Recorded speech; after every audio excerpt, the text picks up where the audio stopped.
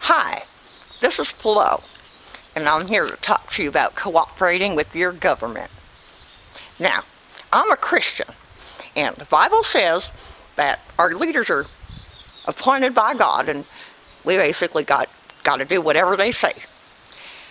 Now, the census is part of the government too, and so when the census came over to my property, I was more than happy to answer a few questions.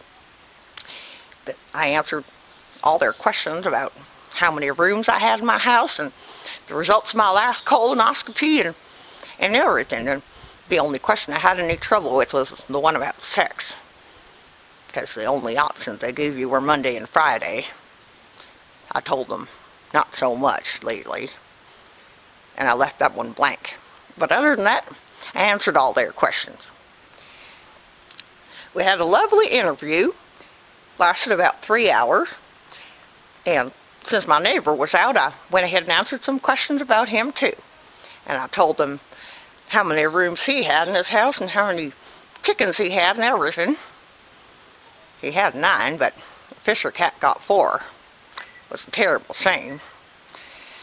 So I answered all these questions, and they took some measurements of my property and they put me on the GPS in case I have an accident, so the ambulance can get here real quick.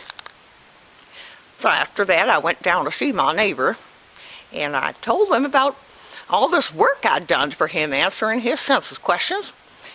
And you know what he did? Well, he gave me hell. I mean, heck. Yeah, he got really upset at me, and I couldn't understand why. I mean, I just spent about, a whole hour answering all these questions for him and doing all this work for him, but that's the gratitude you get for doing your duty as a Christian. So he didn't want to talk to me no more, so I just went home. It was pretty hard for me. He'd been a good friend of mine, but some people. So I went home, and I guess I won't be friends with my neighbors, but you got to remember that. You got to do what's right, and serving the Lord ain't always easy.